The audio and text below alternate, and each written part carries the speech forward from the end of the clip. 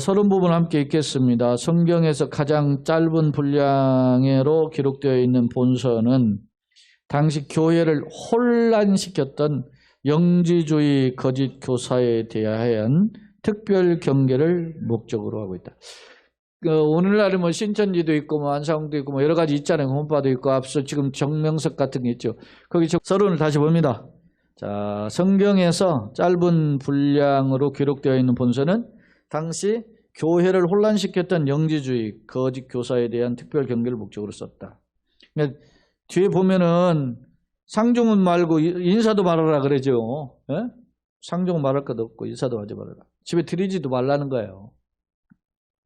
즉 복음의 순수성과 성도를 보호하려는 목회자의 심정이냐. 왜 그래요? 약한 교인들이 흔들릴 것에 대한 대비하는 그런 목사의 마음이 잘 담겨져 있죠. 이 심경이 담겨져 있다. 혹자는 구약에서 대적자를 물리친 것처럼 이단에게 딱 대적하고 막 맞짱을 떠야 되지 않느냐, 그렇게 이야기하는데, 여러분 우리가 착각하는 게 내가 조금 신학을 공부하고 뭐 좀 안다고 이단하고 뭐 이렇게 토론해서 이기려고 절대 그런 생각 마세요. 그 사람들은 딱 정해진 그것만 외가지고 와 있기 때문에 전혀 들어가질 않아요. 응? 우리가 잘 이야기하면 뭐 저 사람 대화 통할 절대 그러지 않아요. 내가 겪어보니까 그래. 처음에는 내가 순수한 마음으로 해서 저 사람들 대화하고 설득하면은 이게 그 사람들이 깨달을 것이라 이런 생각이 있어요. 그거 내 착각이 교만이에요. 바뀌지 않습니다. 그러니까 어떤 면에서 보면 우리가 그래서 멀리하는 거예요. 그게 지혜예요. 지혜. 혹자는 구약에서 대적자를 물리친 건 이단에게 적극 공격해야 함을 주장한다. 그런데 사랑은 거짓을 이기는 적극적. 그것 말고 우리가 형제를 사랑하고 교회에 대한 사랑하는 것이 진정한 무기다. 그런 것을 이 사도 요한은 교훈하고 있습니다. 자, 오늘 내용을 한번 들여다보기 전에 요한 2서는 어떤 책인가 보겠습니다. 자, 저자 사도 요한이 두 번째 화면입니다. 요한 1서와 같은 목적을 가지고, 요한 1서가 영지주의죠. 예수 그리스도의 성육신, 육신으로 입고 이 땅에 오심을 거부하는, 부정하는 자들을 향해서 교회가 흔들어댔죠. 그런 자들을 이단을 흔들리지 말 것을 목적으로 기록한 책입니다. 그래서 쓰이는 단어들 중에 중요한 단어가 3절엔 진리, 4절, 6절엔 계명이라는 단어가 있고 5절엔 서로 사랑하자는 말이 있고 또 7절에는 미혹하는 자가 있고 7절에 적그리스도가 있고 또 예수께서 육체로 오셨다는 말씀이 있어요. 이런 내용들이 중요한 소위 단어들입니다. 키워드라고 하는 그런 단어들이에요. 그리고 이 사도 요한이 저자라고 알려진 주장을 한 사람은 초대 교부죠. 이레니우스라고 하는 140년에서 202년에 활동했던 교부인데, 그 이레니우스는 누구냐면 폴리갑의 제자예요. 폴리갑은 누구냐면 사도 요한의 제자예요. 그러니까 이레니우스는 사도 요한의 제자의 제자죠. 요즘 이종범 아들을 이정우를 바람의 손자라 그러잖아요. 이종범이 바람의 아들 하듯이 바람 손자 부르듯이 이레니우스는 사도 요한의 어떤 제자의 제자란 말입니다. 제자가 폴리갑이거든요. 유명한 그 폴리갑이 자기가 그 화형 당할 때 장작더미에 올라갔는데 너 예수 그리스도를 부정하면은 내가 너 살려주겠다. 노마 총독이 이야기하니까 내 평생 나를 한 번도 부정하지 않으신 예수님을 내가 어떻게 배반하냐 하고 폴리갑이 거기 장작불더미에서 그냥 불태워 죽었다 그러잖아요. 그 사람이 유명한 폴리갑인데 이 폴리갑이 사도 요한의 제자예요. 제자인데 그의 제자가 이레니우스예요. 그 다음에 이제 알렉산드리아 클레멘트. 이게 클레멘트라는 사람이 초대 교부에 둘이 있는데 하나가 로마의 클레멘트가 있고 하나는 또 알렉산드리아 클레멘트. 알렉산드리아는 이집트 옆쪽에 있는 카이로 옆에 있는 기독교 5대 성지 중에 하나죠. 알렉산드리아 클레멘트가 요한이 쓴 편지다 이렇게 주장을 했어요. 자, 수신자들은 택하심을 입은 부녀여 그렇게 표현하고 부녀 그의 자녀들 그러니까 아마 개인과 그 가정 공동체 더 나아가서는 그 가정의 중심으로 된 교회 공동체에 쓴 편지다 이렇게 봅니다. 기록연대는 85년에서 100년경으로 추정하는데 이는 서기 90년에서 100년에 많은 활동이 있었던 이단이 영지주의거든요. 이 영지주의는 그 전에도 골로새 교회의 골로새서를 보면 영지주의가 일부 등장했음을 알 수 있어요. 그러니까 이때는 굉장히 활발했었음을 알 수 있거든요. 80년대 이후는 이때 정도에 쓰여졌을 것이다. 그래서 그들을 가리켜서 미혹하는 자, 다시 말하면 적그리스도를 그들의 미혹을 대처하기 위해서 쓴 편지다라고 하는 것입니다. 그러면 이제 한번 보겠습니다. 기록 목적과 거짓 교사는 어떤 특징이 있는지. 자, 기록 목적은 당시 교회 공동체 안에 침투되어 진리를 왜곡하는 거짓 교사. 이게 이제 적그리스도죠. 대적자 이런데 이 사람들은 영지주의자들이에요. 그들을 경계함과 함께 예수 그리스도의 최고의 계명인 사랑하라. 여기 힘들 때에서 서로 어떻게 해요? 사랑하라는 말을 왜 자꾸 하는데 그게 그만큼 그 당시 핍박으로 인해서 또 경제적으로 어려운 상황이었었다는 것을 알 수 있어요. 그러니까 서로 사랑하라 이런 표현입니다. 그 다음에 이제 거짓 교사 적그리스도죠. 그리스도의 성육신 예수님이 세상에 육체로 입고 오심을 부정하는 순회 전도자다 그랬습니다. 그리고 이제 내용은 1절 6절까지 보죠. 그 내용은 하나님의 계명에 순종하다. 즉 계명에 순종하는 게 뭐냐면 사랑의 삶이다. 7절로 13절은 거짓 교사에 대한 경계다. 그리스도의 성육신을 부인하는 자들 경계하는 내용이다. 우리 권사님 점심 다 잡수셨죠? 점심 잡수신 양반들은 마스크 안 쓰는데 권사님만 쓰셨네? 감기 기침이 있어요? 그래서 남을 배려하시라고 쓰시는구나. 제가 우리 친구 목사님들 물어보니까 전부 마스크를 안 벗는데 교인들이. 그러면 내가 그랬어요. 나도 마스크를 쓰던 거 자주 쓰기는 하는데 그렇게 많이 오래 쓰든 마스크 오래 안 쓰니까. 근데 너희 양반 벗어놓은 거 걸어놨다가 또 쓰고 벗어놓은 거. 그래서 마스크를 조금 아까워도 그거 자주 가세요. 왜냐하면 호흡하는데 그게 별 좋지 않으니까 그렇습니다. 자 이제 성경을 보겠습니다. 장로인 나는 택하심을 받은 부녀와 그의 자녀들에게 편지하노니 그랬어요. 장로는 이게 장로라는 단어가 나이로 말할 때 연장자의 의미를 가질 때 이 장로 표현해요. 이게 프레스비테로스라고 하는 이 단어인데 이게 그 연장자라는 뜻이에요. 나이가 많다 그런 뜻이죠. 근데 교회 이렇게 헌법에 보면 목사도 장로로 법되어 있어요. 그러니까 교훈과 치리를 함께하는 장로를 목사라 하고 치리만 하는 장로를 장로라 한다. 이렇게 헌법이에요. 그러니까 장로의 개념은 나이 연장자의 개념이 있고 당시 초대교회는 감독 그런 뜻을 썼어요. 그 감독은 목사 이것은 사역적인 측면이 있어요. 그렇게 분류를 해볼 수 있어요. 자, 그러니까 교회를 성도들을 다스리던 지도자인 이제 장로는 결국 사도 요한이죠. 나는 택하심을 받은 부녀라고 하면 부녀라는 이 단어는 5절에도 나와요. 부녀여 이게 큐리아 이런 뜻인데 호칭 신앙 공동체를 향하여 부르는 사랑스러운 표현이죠. 이게 그런 호칭임을 알 수 있어요. 부녀와 그의 자녀들에게 편지한다. 그러니까 개인적으로는 가정이고 더 나아가서는 그 가정을 중심으로 한 교회 공동체라는 것을 알 수 있어요. 그들에게 이제 편지하노니 내가 참으로 사랑하는 자요. 나뿐 아니라 진리를 아는 모든 자도 그리하는 것은 참으로 사랑한다. 또 진리를 아는 모든 자, 예수 그리스도를 안다라는 거죠. 아는 자도 그렇게 아는 것은 우리 안에 거하여 영원히 우리와 함께 할 진리를 말미암는다. 우리 안에 거한다. 내주하시는 거죠. 그리고 영원히 우리와 함께 한다.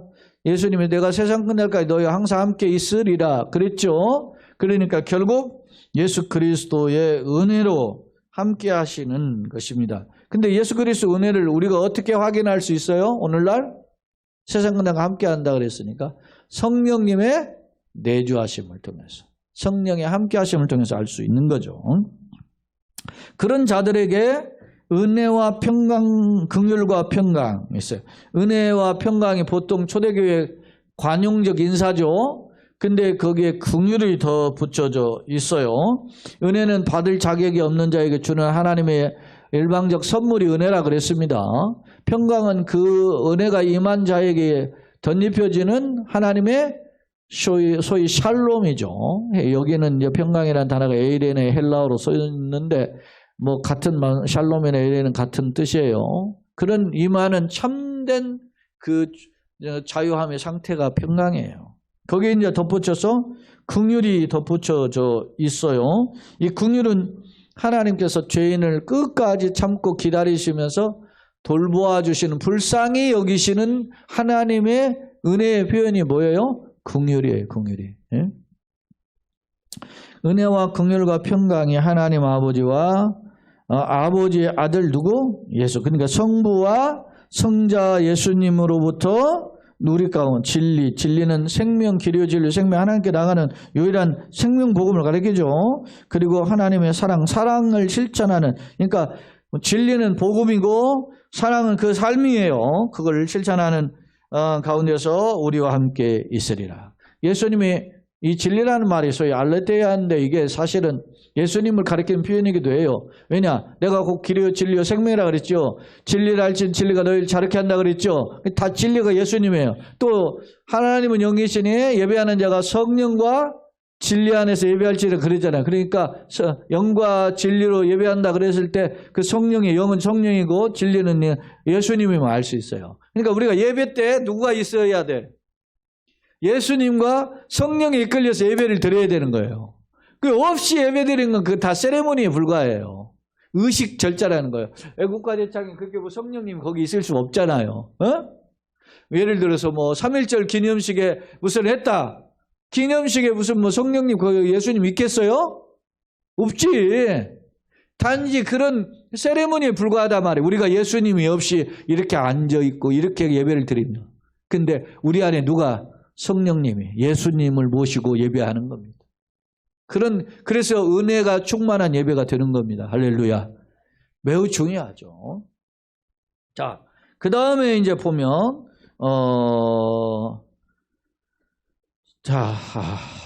4절, 너의 자녀들 중에 우리가 아버지께 받은 계명대로 진리를 행하는 자를 내가 보니 심히 어떻게 해요? 기쁘도다. 진리를 행한다. 예수 복음 안에 서 있다라는 거예요.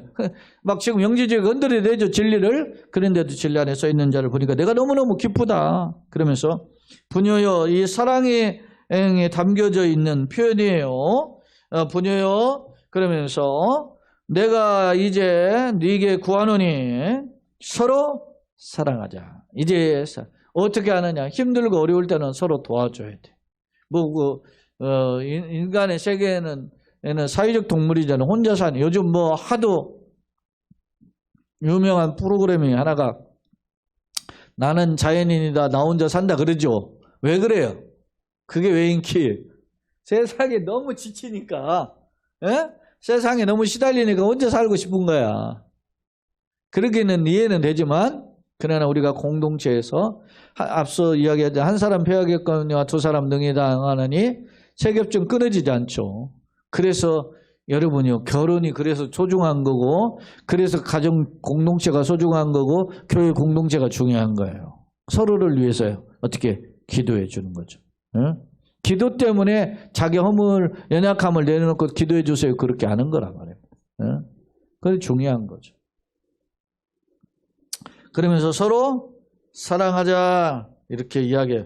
서로 사랑하자라고 하는 표현은 성도가 이 땅에 나그네에게 응하네 실천해야 될 하나님의 뜻과 사랑의 명령이죠. 그래서 예수님이 그러죠. 계명을 요약하니까 하나님 사랑, 이웃 사랑이죠. 주 너희 하나님 마음과 뜻과 정성 힘을 다하여 주 너희 하나님을 사랑하고 이와 같이 내 형제를 이웃을 사랑하라. 그러니까 대신관계 하나님의 사랑, 이웃 사랑인데 그 이웃 사랑을 실천하자라는 말이 서로 사랑하자 그런 표현입니다. 이는 새 계명을 같이 네게 쓰는 것이 아니요 처음부터 우리가 가진 것이라. 사랑하라는 것은 그냥 이제 새로 시작해야 될 게 아니고 지금까지 우리가 살아왔던 삶의 패턴과 방향임을 알 수 있습니다. 그리고 6절을 한번 다 같이 읽어보시죠. 그럼 사랑을 어떻게 해야 되는 거냐 봅시다. 또 사랑은 이것이니 우리가 그 계명을 따라 행하는 것이요. 계명은 이것이니 너희가 처음부터 들은 바와 같이 그 가운데서 행하라 하십니다. 자, 사랑은 이것이니 라고 합니다. 그럼 사랑을 하자는 게 뭐냐 도대체. 그것은 사랑한다라는 것이 그 단순한 막연한 게 아니고 우리가 그 계명을 따라 행하는 것이 결국 사랑이다. 앞서 10계명을 요약하니까 둘로 나누는 게 하나님 사랑, 이웃 사랑이잖아요. 그러니까 그렇게 사랑이 없이는 할 수가 없는 거예요. 여러분 갈라디아서에서도 보면은 성령의 9가지 열매가 있죠. 사랑과 일합과 화평과 자비와 양선과 충성과 온유 절제 또 있죠. 오래 참음과 관용도 있잖아요. 온유도 있죠. 이런 것들이 전부 다 어디에 귀결이 돼요? 사랑에. 사랑을 해야 기뻐할 수 있고 사랑을 해야 오래 참을 수도 있고 사랑을 해야 남들에게 온유할 수 있고 자비도 베풀 수 있고 또 사랑을 해야 하나님의 사랑이 있어야 또 충성하고 또 사랑을 해서 절제는 자기를 처복적시는 자기 컨트롤이죠. 그러니까 이게 매우 중요한 거죠. 여러분 우리가 그런 말을 하잖아요. 사랑이 부족한 사람은 남도 못 사랑한다 그러잖아요. 그러니까 내가 하나님의 사랑을 알아야 이웃도 사랑할 수 있는 겁니다. 그게 매우 중요해요. 그래서 하나님 받은 바 은혜에 감사해서 이웃도 사랑하는 것입니다. 어떤 사람은 왜 사랑하냐 그러니까 복 받으려고 살았느니 그거는 참 거한 거예요. 예를 들어서 너의 아버지 구두 닦지? 엄마 시장 가서 장 봐오지? 용돈 받으려고. 그건 아니다는 거죠. 부모님이 낳아주신 감사, 길러준 감사하고 나에게 베풀어준 감사. 그래서 어떻게 해요? 그래서 말할 것도 없이 하는 거죠. 이게 갈수록 이제 희박해져요. 우리 지금 희식 원사님 강원도 가가지고 어머님 그리고 아버님 성교를 갔잖아요. 이게 이렇게 이제 하는 시대는 이제 거의 지나가는 거예요. 그게 희귀한 케이스지. 요즘은 그러잖아요. 뭐 광고도 선전도 나오잖아. 이제 부모님 섬기다가 애 뭐 과제물도 챙기지도 못하고 다 뻥꺼내는 거 있잖아요. 그래서 혼자 하지 말고 이제는 뭐다 맡기라고 하잖아요. 그래 보험 들어가 맡기라고. 그런 시대가 된 거예요. 그러니까 이제 뭐 우리 이제 연세 드시는 분은 어떤 생각을 가지고 계신지 모르지만은 나는 이제 뭐 혼자 이렇게 하면은 자식들한테 할 거 아니고 뭐 이렇게 하는 그런 준비가 필요하고. 또 자녀들도 뭐 하려고 하더라도 보험이 다 해결해 그렇게 생각하지 말고 또 전화도 하고 뭐 또 해야 되지. 근데 이번에도 제가 우리 그 미얀마에서 나오신 한만성 선교사한테도 내가 이야기했어요. 거기가 지금 우리 미얀마는 우리보다 한 경제력이 10분의 1이에요. 근데 지금 한국 돈으로 3억 넘게 그 선교 후원금을 받아가 거기 지금 낙도 선교의 대표가 참 헌신을 많이 했어요. 3억 넘게 후원금을 받아가지고 거기다 미얀마다 쏟아부었어요. 그래가지고 막 교회 건물도 3개 세우고 또 기숙사도 세워주고 차도 사주고 차는 이제 몇 년 탔더니 지금 날라갔다 하더라고.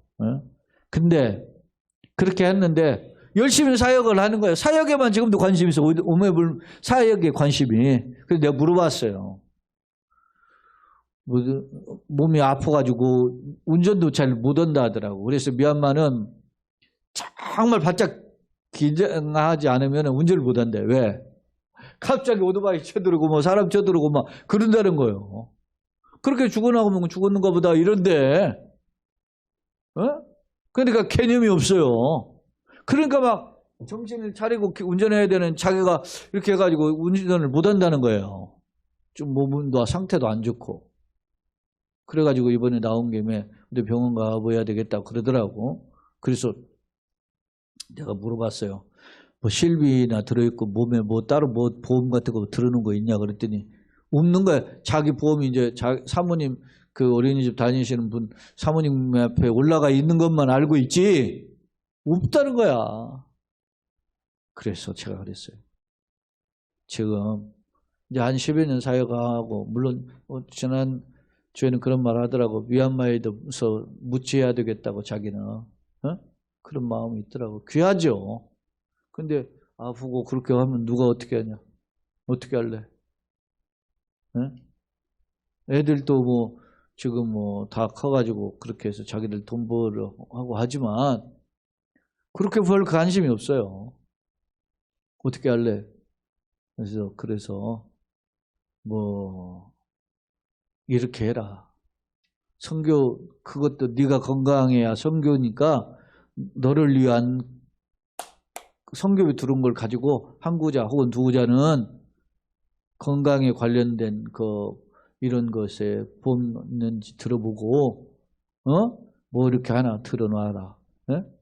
그래 한국에 나와가지고서는 병원이라도 한번 갈 거 아니냐. 제가 그런 이야기 했어요.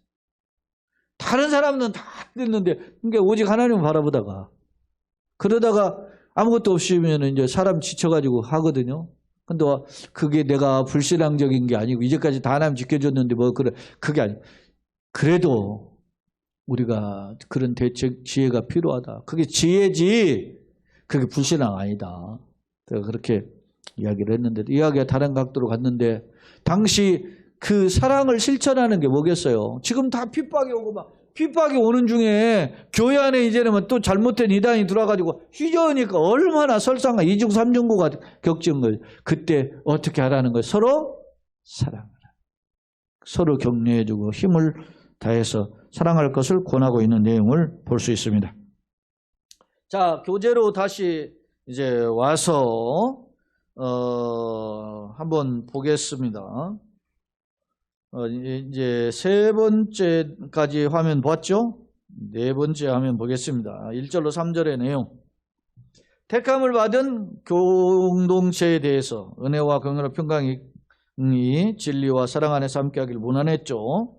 택하심을 입은 부녀는 좁은 의미로 개인의 그과 가정이고 넓은 의미는 그 가정을 통해 세운 교회 공동체에 말할 수 있어요.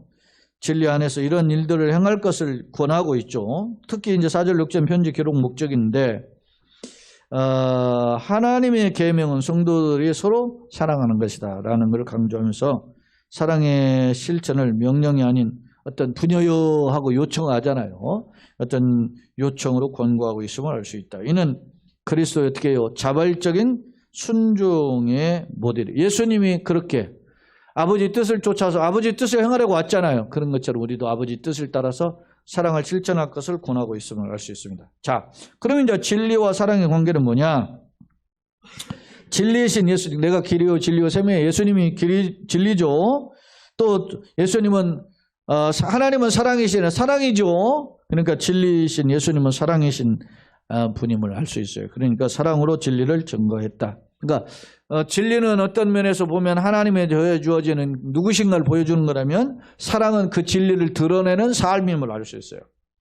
마찬가지로 성도 역시 사랑을 실천을 통해서 자신이 진리 안에 있는 자임을 증거해야 된다. 내가 예수 믿는다? 그러면 그 예수 믿는 사람의 특징을 사랑의 실천을 통해서 보여줘야 된다. 그런 내용입니다. 결론적 교훈입니다. 매점말에 보면 둥지 안에서만 머무는 새끼 독수리는 창공의 제왕이 될 수 없다. 그죠? 그래서 독수리 훈련할 때 어떻게 해요?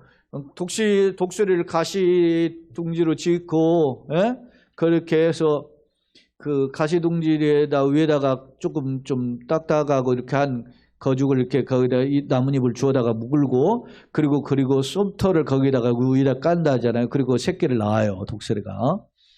새끼를 낳고 난 뒤에 어느 정도 이렇게 할 때만 입만 벌리면 갖다가 모기를 갖다가 입에다 넣어주죠. 그리고 어느 정도 자라면 독수리가 어떻게 해요? 그 소부터를 다 치워버리고 그리고 나뭇잎도 어떻게 해요? 다 치워버려요. 그럼 처음부터 가시로 지은 그 틀만 남는다는 거예요. 왜 가시틀의 집을 짓느냐면 나무 절벽에다 이렇게 나무에다 짓는데 거기에 누가 타고 와요? 뱀 구렁이가 타고 와가지고 이 독수리 새끼를 잡아먹는단 말입니다. 그러니까 못 오게 뭘로? 가시로 딱 하면 못 오잖아요. 그렇게 하는 거예요. 근데 솜털과 거죽을 이제 나뭇잎을 걷어내면 뭐가 남습니까? 가시만 남으니까 새끼가 막 이리 찔리고 저리 찔리고 막 힘들 거 아닙니까? 그렇게 하니까 몸에 이제 피투성이가 됩니다. 그리고 난 뒤에 그런 새끼를 딱 들어가지고 발로 딱 물어서 절벽에서부터 위에 창공을 날다가 톡 떨어뜨려 버려요. 그러면 이 새끼가 막 떨어지면서 아이고 나 죽네 하고 살려달 왔다 하면서 그 독수리의 힘은 어디에 있습니까? 날개에 있지 않습니까? 날지 않는 독수리는 쓸모가 없죠. 그래서 그때 막 나는 연습을 하는데도 날지를 못하는 거죠. 떨어지는 겁니다. 날려고 하지만 떨어집니다. 힘이 없으니까. 그러면 저 밑바닥에 떨어질 때 독수리가 다시 낚아채가지고 다시 올라가가지고 또 떨어뜨리고 또 떨어질 때 다시 하고 또 떨어뜨리고 이 우리 엄마 왜 미쳤나 왜 나를 가지고 이렇게 힘들게 하나 이런 생각이 들 수 있지만 그런 훈련을 통해서 진짜 독수리로 거듭나게 하는 겁니다. 독수리 새끼가 우리 엄마가 나를 지금 훈련시킨다고 이렇게 생각하는 새끼는 한 마리도 없어요. 마찬가지입니다. 우리가 나그네거나 힘들고 어려움을 겪을 때는 도대체 하나님 왜 그러세요? 왜 나만 갖고 그러세요? 이럴 수가 있는 거죠. 그런데 그럴 때 다시 또 올렸다 떨어뜨리는 것은 어떻게 해요? 하나님의 사랑의 표현입니다.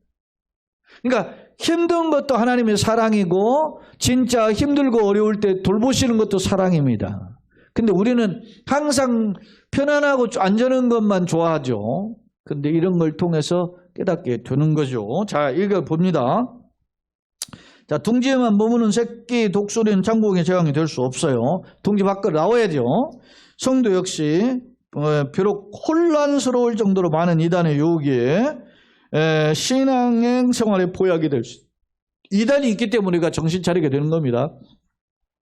이단의 잘못된 생각을 우리가 배우기 때문에 진리가 뭐라는 걸 깨닫게 되죠. 그런 것을 훈련하게 되는 겁니다. 왜냐하면 그들의 거짓 교리와 세속적인 삶이 우리의 거울과 경계가 되겠다. 뭘 닦아야 되겠다. 뭐를 씻어내야 되겠구나. 이러면 안 되겠구나. 이런 생각을 갖게 된다는 것입니다. 그러면 나는 어떠냐? 나의 삶을 한번 되돌아볼 필요가 있어요. 우리가 진리 안에 있다고 하면서 사랑을 실천하지 못하는 것은 아닌지 부담이 되죠. 내가 예를 들어서 남을 돕는 거 섬기고 하는 거 여러분이 수고가 들어갑니다. 물질적인 수고도 들어가고 육체적인 수고도 들어가고 정신적인 수고도 들어가요. 그렇지만 그렇게 하는 것이 하나님의 사랑을 실천하는 통로다라는 것입니다.